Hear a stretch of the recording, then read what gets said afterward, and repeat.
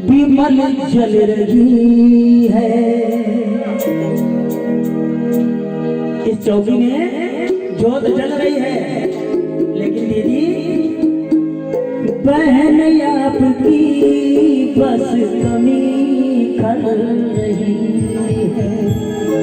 सारे लोग आए हैं, लेकिन केवल आप नहीं हो तो कुछ अधूरा अधूरा सा लग रहा है। दोनों सच्चे दरबार की वही माहौल है, क्योंकि जोत जगी हुई है। तो हम सब कह रहे हैं दीदी आप कहाँ हैं? ज्योत अम्बे माँ की, ज्योत अम्बे माँ की विमल जल रही है।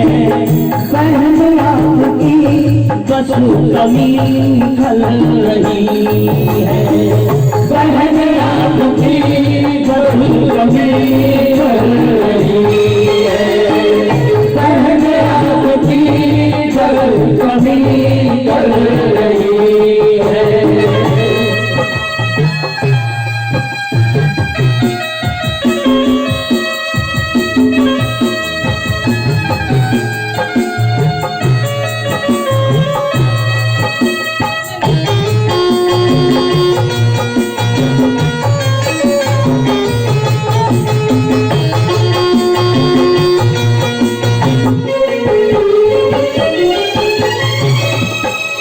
एक शब्द आप सुनिए, इसमें मेरा भी दिमाग और दिल दोनों लग गया।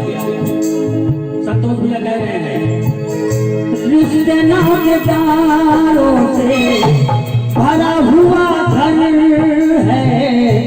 माँ के चरण में झुका हुआ सर है।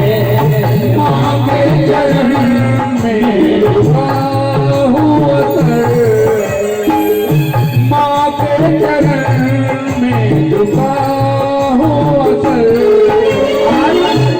माँ की चौकी में सारे रिश्ते नातेदार आए हुए हैं, लेकिन बस यही है कि आप नहीं हो तो जो तुझ पे अब मेरे ऊपर। पिछली बार दीदी आप थी तो आप सब दौड़ भाग बैठे कर लिए थे, लेकिन इस बार आप नहीं हो तो वो सारा बोझ संतोष भैया के ऊपर हो गया कि अब इन्हीं को करना है। जब तुझ पे अब मेरे ऊपर है। निभाने में रखी ना कोई कसर है। निभाने में रखी ना कोई कसर है। निभाने में रखी कोई कसर है। दीदी तेरी याद पल पल, तेरी याद हमको पल पल रही है। कोई भी ऐसा समय नहीं गया, टाइम नहीं गया कि मैंने आपको याद न किया हो। तेरी याद हमको पल पल रही है। बहन आपकी बस कमी खल रही है। बहन आपकी बस कमी खल रही है। बहन आपकी बस कमी खल रही है। संतोष भैया, आपने हमसे कहा था कि मेरी दीदी थी तो मुझे किसी बात की टेंशन नहीं होती थी। सारा काम दीदी दौड़ धूप कर लेती थी, आप टेंशन मुक्त थे। लेकिन देखिए वही बात मैं फिर करके लाया हूँ। अब दीदी नहीं है तो आप कह रहे हैं हमें आपकी दीदी सहारा बहुत था। मिलता मुझे पल तुमसे बहुत था। मिलता मुझे पल तुमसे बहुत था। मिलता मुझे पल तुमसे बहुत था। कोई भी काम होता था संतोष भैया दीदी आपसे कह रहे थे कि संतोष भैया कहो हम हैं। और अब योगदान घर में तुम्हारा बहुत था। अरे तुम्ही घर को संवारा बहुत था। तुम्ही घर को संवारा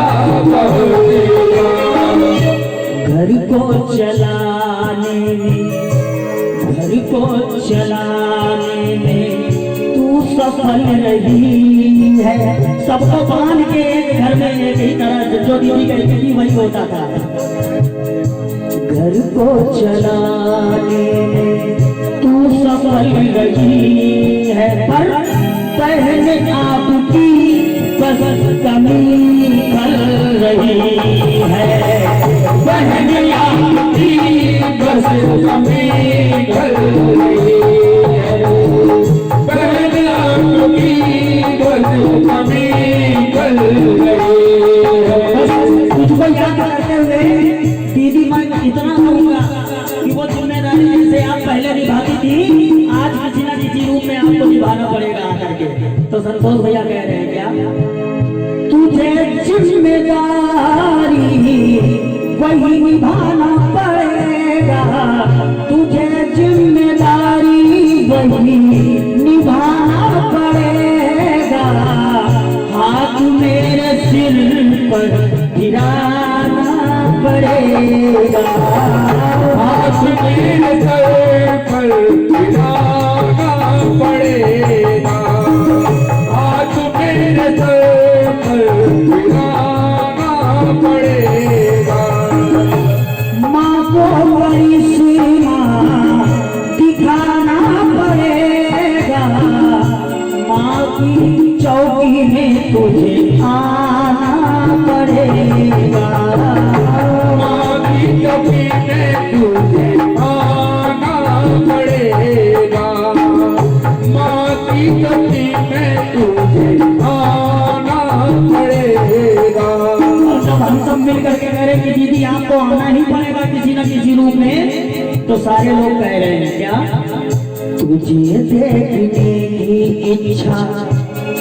अगले साल देखा था दीदी और साल भर से आपको देखा नहीं, तो बस यही इच्छा है कि किसी न किसी रूप में आपको देख लें। तो कह रहे हैं तुझे देखने की इच्छा प्रबल हो रही है, तुझे देखने की इच्छा प्रबल हो रही है।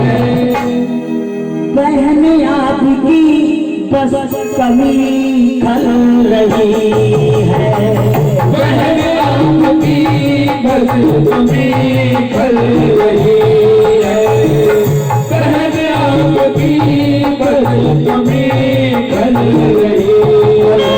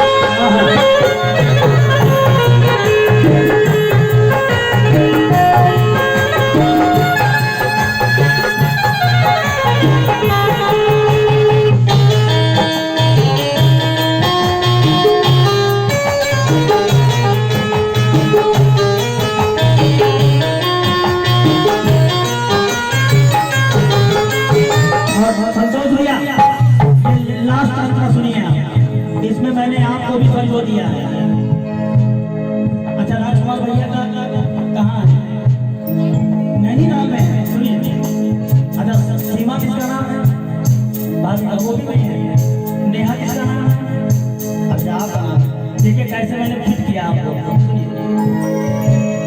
तेरा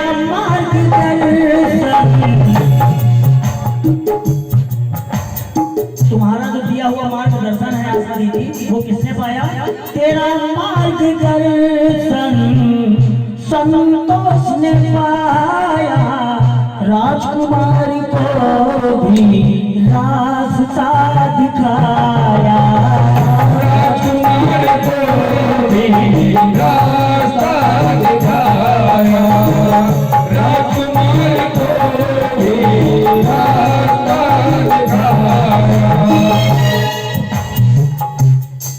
भैया तेरा मार्गदर्शन संतोष ने पाया, राजकुमार को भी रास्ता दिखाया, और शिवांश ने तुमको बुआ कह के बुलाया,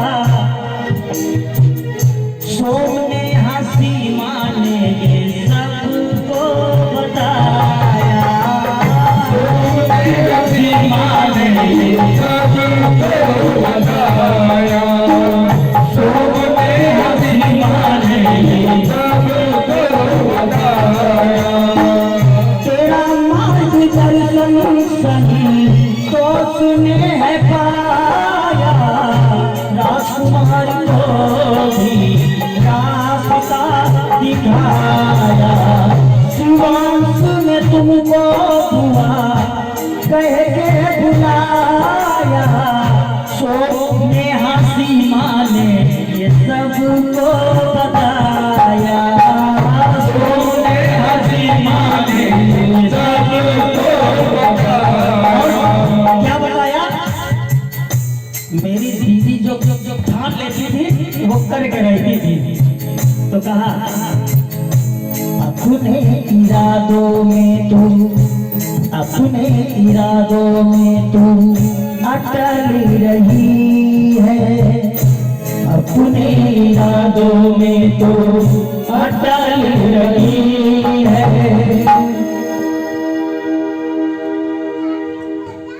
बोलो सच्चे दरबार की, अच्छे दरबार की। देखिए ये तो दीदी की याद में था, हमें भी मालूम है कि दीदी पहले थी तो कितना खुशी जैसा माहौल था, लेकिन उनकी याद में जो टूटा फूटा सब लिख पाए हैं वही लिख दिया। अपने इरादों में तू अटल रही है। अब जरा दीदी के लिए एक बार हाथ उठा लो, बिल्कुल सीधे सीधे, क्योंकि दीदी जहाँ भी होंगी वहीं से आशीर्वाद देंगे शिवांश को। और सब लोग मिल करके कह देना, सभी लोग कहना, क्योंकि ये लाइन सबके लिए है। दीदी की कमी हमें को नहीं लग रही है, संतोष भैया को नहीं लग रही है, सबको लग रही है। तो सभी बोलना, बहन आपकी बस कमी हल रही है, बहन आपकी बस कमी हल रही है, बहन आपकी बस कमी हल रही है, बहन आपकी बस कमी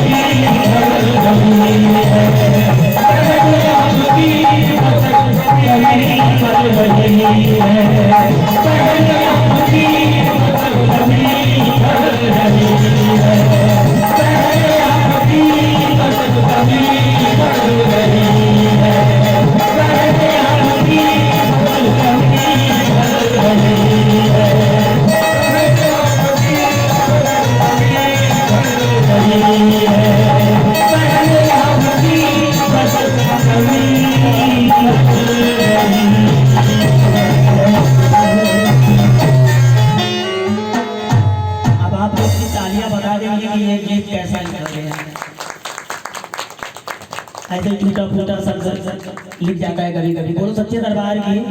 अब चूंकि ये बिटिया थोड़ा हो गई है। देखिए एक बार गौरा जी अपनी सखियों के साथ बैठी थी, तो उनमें आपस में बातें होने लगी कि बार बताओ पार्वती थी तो पिया से जो है बहुत बातचीत करत हुई हो। तो देखिए पार्वती जी कह क्या रही है,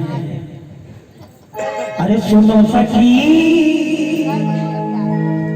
सुनो सखी जी पिया हमारे दिल को दुखाए बैठे हैं। अरे दिल की बातें करना चाहो तो चिलम चढ़ाए बैठे हैं। अरे चिलम का नशा जो हटा दो समाधि लगाए बैठे हैं। जो समाधि का नशा जो टूट गया तो भांग खाए बैठे हैं। बात करने की बिल्कुल फुर्सत नहीं और तुम कह रही हो कि बातें बड़ी अच्छी अच्छी करती हो। तो देखिए पार्वती जी कह रही हैं, सुनो सखी जी पिया हमारे दिल को दुखाए बैठे हैं। सुनो सखी जी पिया हमारे दिल को दुखाए बैठे हैं। दिल की बातें करना चाहो तो भांग खाए बैठे हैं। दिल की बातें करना चाहो तो भांग खाए बैठे हैं। भांग का नशा जो उतर गया तो भांग का नशा जो उतर गया तो समाधि लगाए बैठे हैं। समाधि का नशा जो उतर गया तो लगाए बैठे हैं। समाधि का नशा जो उतर गया तो लगाए बैठे हैं। समाधि का नशा जो उतर गया तो लगाए बैठे हैं। पार्वती जी अपनी सखियों से कह रही तुम पहलू में बहुत बात करती हो। तो देखिए पार्वती जी कह रही तुम भी बताओ बहन, जिस जिसके सर जिसके साथ में रहती उसकी साली होगी। शंकर जी की साली का नाम क्या है? जिसके सर पे बैठी उसकी साली होगी।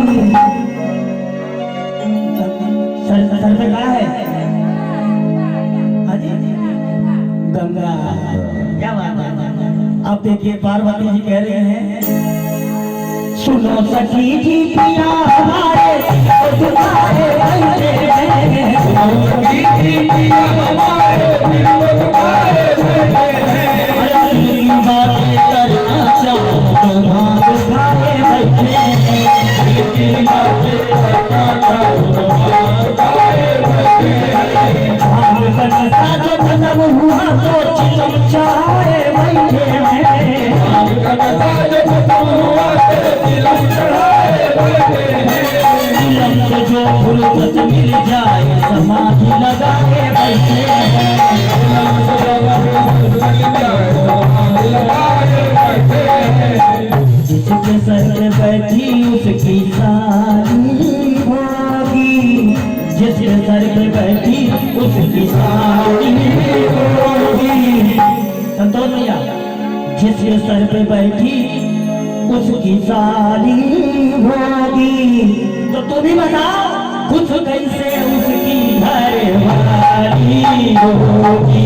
ओ नमः शिवाय, ओ नमः शिवाय, ओ नमः शिवाय, ओ नमः शिवाय।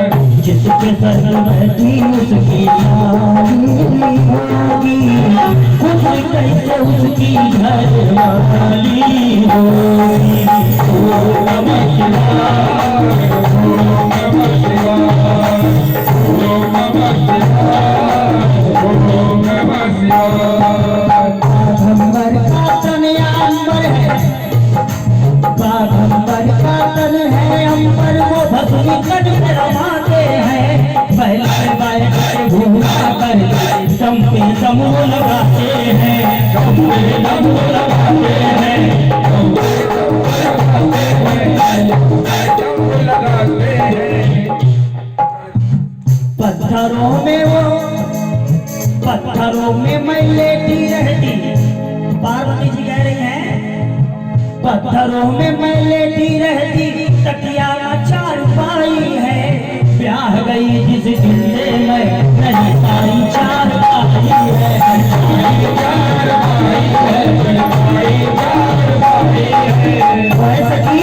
अब तुम ही बताओ, पत्नी की पर्स जब खाली होगी। पत्नी की पर्स जब खाली होगी तो कुछ कैसे उसकी घर वाली होगी। ओ नमः शिवाय, ओ नमः शिवाय, ओ नमः शिवाय, ओ नमः शिवाय, ओ नमः शिवाय, ओ नमः शिवाय। जब इतना सखियों से पार्वती जी ने कहा तो सखियां पार्वती को समझा रही हैं कि पति परमेश्वर होता है। पति जरा जोर से बोलिए, पति परमेश्वर होता है। और समझाया किस प्रकार से पार्वती जी को। देखिए, इस दुनिया में उनके जैसा ना कोई रूपवान है। इस दुनिया में उनके जैसा कोई रूपवान है। इस दुनिया में ना उनके जैसा कोई दयावान है। कोई दयावान है, कोई दयावान है। सखियां समझा रही हैं कि भोलेनाथ के जैसा कोई रूपवान हो ही नहीं सकता, क्योंकि कर्पूर गौरम करुणा संसार सारम भुजगेन आरम। तो देखिए कह रही है, सबको बांटा करते हैं ये इतने धनवान है। सबको बांटा करते हैं ये इतने धनवान है। बोले ऐसे सुन लो बसे आप, जो माल रखे न खजाने में और सबको सब कुछ बांट देते हैं, आप बसे वीराने में। सखियां समझा रही है कि भोलेनाथ है कैसे। सुनिए, सबको बांटा करते हैं इतने धनवान हैं, देवता सारे इस दुनिया, देवता तो बहुत हैं लेकिन देवता सारे इस दुनिया शिव महादेव भगवान है।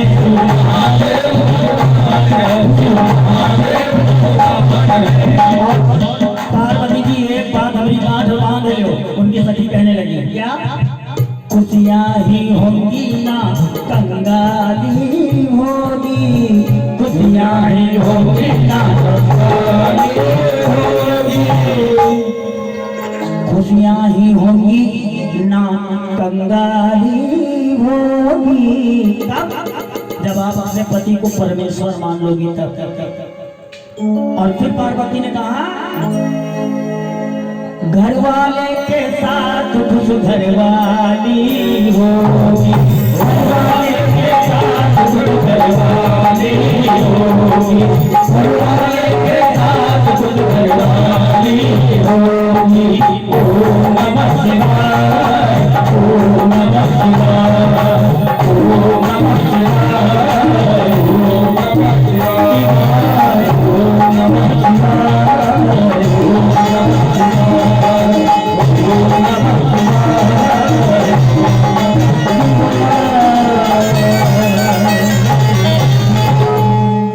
बोले शंकर भगवान की, बोले डमरवा वाले की।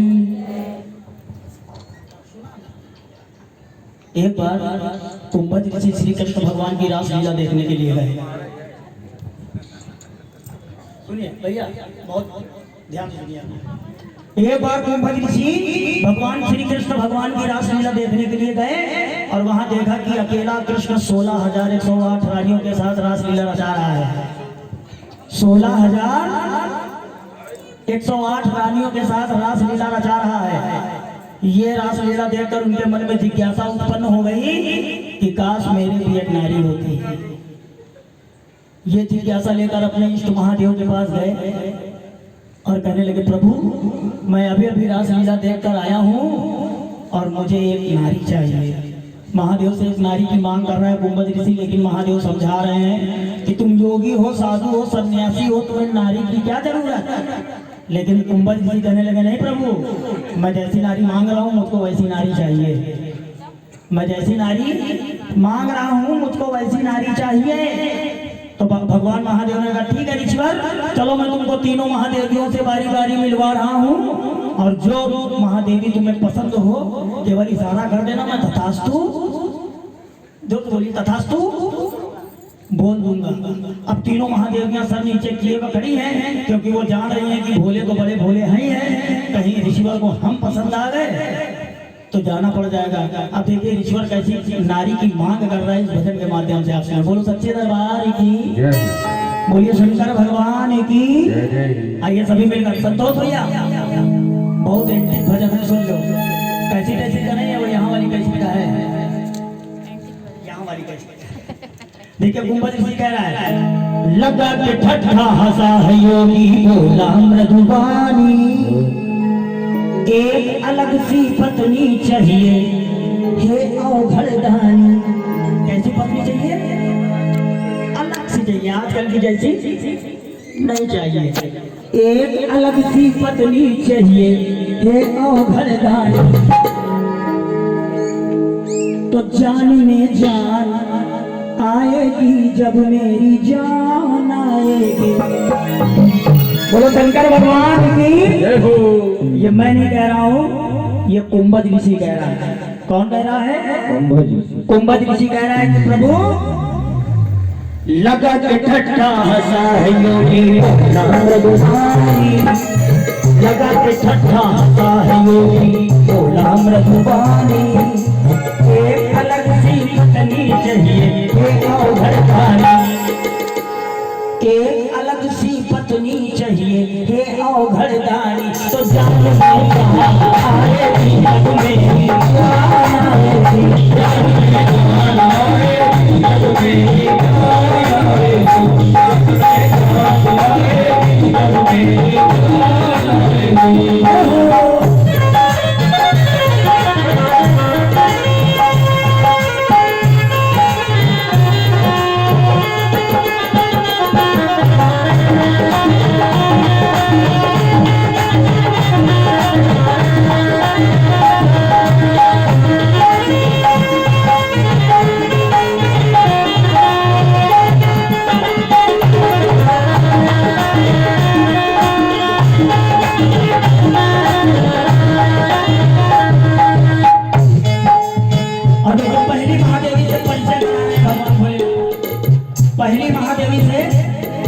भगवान भोलेनाथ परिचय करा रहे हैं कुंभ ऋषि।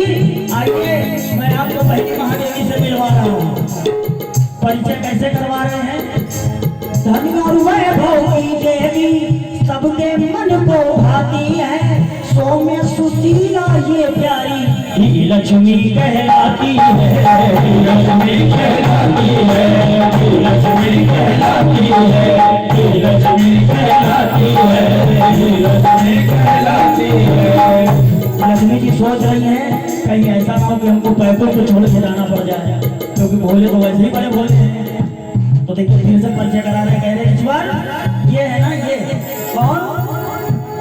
धन और वैभव की देवी सबके मन को भाती है, सौम्य सुशीला ये प्यारी ही लक्ष्मी कहलाती है। ही लक्ष्मी कहलाती है, ही लक्ष्मी कहलाती है। देखिए शंकर भगवान लक्ष्मी जी की तरफ ऐसे उंगली करिए और कुंभ ऋषि से पूछ रहे हैं, ईश्वर बताओ क्या ऐसी चाहिए? आप लोग जोर से बोलिए, क्या ऐसी चाहिए? अरे क्या ऐसी चाहिए? ऐसी चाहिए। लक्ष्मी जी बड़ी प्रसन्न हो गई कि चलो कम से कम हम तो बचे, बैकुंठ छोड़ के नहीं जाना पड़ेगा।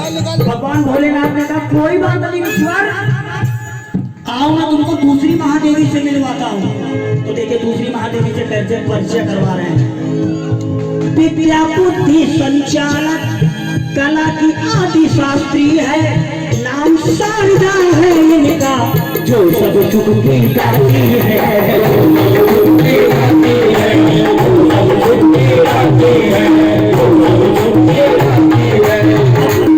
फिर उसी पोजीशन में शंकर भगवान उंगली ऐसे दिखाई शारदा मैया तरह वो ऋषिवर से कह रहे ईश्वर बताओ क्या ऐसी चाहिए? आप लोग भूल जाते, जरा जोर से बोला करो, क्या ऐसी चाहिए? अरे क्या ऐसी चाहिए? क्या ऐसी चाहिए? क्या ऐसी चाहिए? बोलो शंकर भगवान की। शारदा मैया भी बड़ी प्रसन्न हो गई, कम से कम हम भी बचे। भोलेनाथ थोड़ा सा सतुचा गए क्योंकि कुंभज ऋषि ने दोनों महादेवियों को रिजेक्ट कर दिया, दोनों महादेवियों को रिजेक्ट कर दिया। लेकिन फिर भी शंकर भगवान ने कहा कोई बात नहीं ऋषिवर, आओ मैं तुमको तीसरी महादेवी से मिलवा रहा हूँ। तो देखिए परिचय कैसे करवा रहे हैं ऋषिवर का।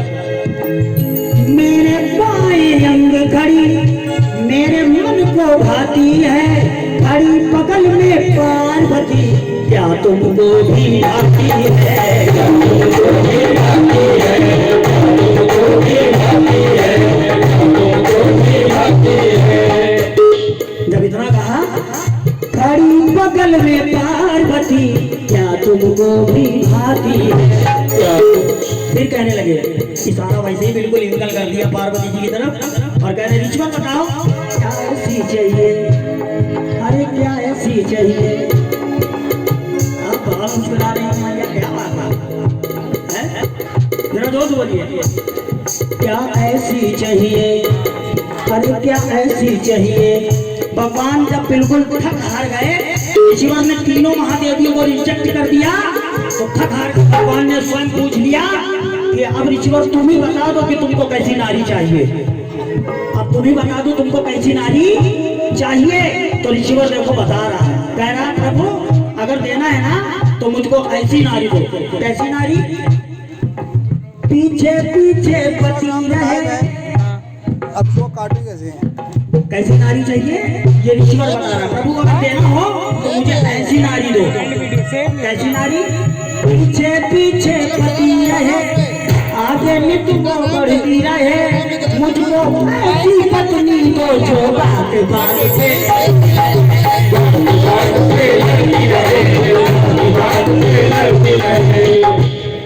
अब इतना जब कहा तो शंकर भगवान भोलेनाथ ने कहा भाई लोग तो मुझसे ऐसी नारी मांगते हैं, ऐसी अर्धांगिनी मांगते हैं कि जीवन पूरा सुखमय हो जाए, कभी तू में ना हो, और तू ऐसी नारी मांग रहा है। तो ईश्वर कह रहे नहीं प्रभु अगर देना हो तो मुझको ऐसी ही नारी दो, नहीं तो रहन दो, नहीं तो रहन दो, अगर देना तो ऐसी नारी दो। तो देखिए भगवान भोलेनाथ से फिर कह रहा है प्रभु पीछे पीछे पति रहे, आगे नित वो बढ़ती रहे, मुझको ऐसी पत्नी दो जो बात बात पे लड़ती रहे।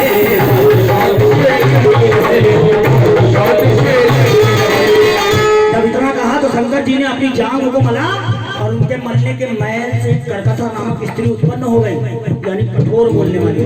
और उस स्त्री को लेकर के कुंभ ऋषि अपने आश्रम चले गए। ऊपर से भगवान शंकर देख रहे हैं कैलाश पर्वत से कि ये नारी तो सारा काम विलोम करती है, सारा काम उल्टा करती है, एक याम आठों याम लड़ाई झगड़ा करती रहती है, हरदम लड़ाई झगड़ा करती है, लेकिन उसके बावजूद ये कुंभ ऋषि इतना प्रसन्न कैसे रहता है। भगवान भोलेनाथ ने सोचा कि मेरा भक्त है, चलो एक बार इससे पूछ लें, अगर ये नारी इसको सुख प्रदान नहीं कर रही है तो मैं इसको दूसरी नारी प्रदान कर दूं। अब ये पूछने के लिए जब कुंभ ऋषि के पास गए तो देखिए कुंभ ऋषि अब बता रहे कि प्रभु मैंने ऐसी नारी क्यों मांगा। जब भगवान ने कहा कि ये नारी अगर सुख प्रदान नहीं कर रही है तो बताओ ऋषिवर मैं तुमको दूसरी नारी प्रदान कर दूं। तो ऋषिवर कह रहा है बिना बात के लड़ के, किसी बात को लेकर के नहीं लड़ाई करती है, ये बिना बात की लड़ती है। बिना बात के लड़ के जब ये सितम को ढाती है, ये बहुत सितम जब ढा देती है प्रभु, तब बिना बात के लड़ के जब ये सितम को ढाती है तो दुनिया को जाता मैं भूल बस याद तुम्हारी आती है, आती आती है, आती आती है, तुम्हारी आती है, तुम्हारी आती है। ईश्वर ने कहा प्रभु मैंने देखा है कि आपके द्वारा दुनिया में किसी को भी अगर सब कुछ मिल जाए तो वो आपके चरणों से दूर हो जाता है, आपके नाम से दूर हो जाता है, आपकी लगन से दूर हो जाता है। और मैंने ये नारी इसलिए मांगा कि मेरा मन जो है हरदम और हर क्षण आपके चरणों में लगा रहे। बोलो भोलेनाथ भगवान की। तो ऋषिवर कह रहा है प्रभु बिना बात के लड़ के जब ये सितम को ढाती है तो दुनिया को जाता मैं भूल बस याद तुम्हारी आती है, तुम्हारी आती है, तुम्हारी आती है। भगवान भोलेनाथ से कुंभ ऋषि कह रहा है प्रभु आप बसो कैलाश में गई मुझे मन की मानी, मैं अपने मन की रानी जैसी चाहता था, आपने मुझे प्रदान कर दिया, अब आप जाइए। कह रहा आप बसो कैलाश मिल गई मुझे मन की मानी, मेरी पत्नी सुख देती जैसे तुम वरदानी। जैसे आप लोगों को तुरंत वरदान दे देते हो ना, वैसे ही मेरी पत्नी लड़ाई झगड़ा करके मुझे बड़ा सुख प्रदान करती है। क्यों? क्योंकि ये कारण है आपसे आपके चरणों में मुझे लौ लगाने की। बोलो सच्चे दरबार की। तो देखिए कुंभ ऋषि अब कह रहा है आप बसो कैलाश मिल गई मुझे मन की मानी, मेरी पत्नी सुख देती जैसे तुम वरदानी। अब हाथ उठाओ, अब ये लास्ट लाइन मेरे साथ बोलना जो कुंभ ऋषि बोल रहा है, सबको बोलना पड़ेगा। आप बसो कैलाश मिल गई मुझे मन की मानी, मेरी पत्नी सुख देती जैसे तुम वरदानी। तो प्रभु जान में जान आई है अब मेरी जान आई है, जान में जान आई है अब मेरी जान आई है, जान में जान आई है अब मेरी जान आई है, जान में जान आई है अब मेरी जान आई है, जान में जान आई है अब मेरी जान आई है, जान में जान आई है अब मेरी जान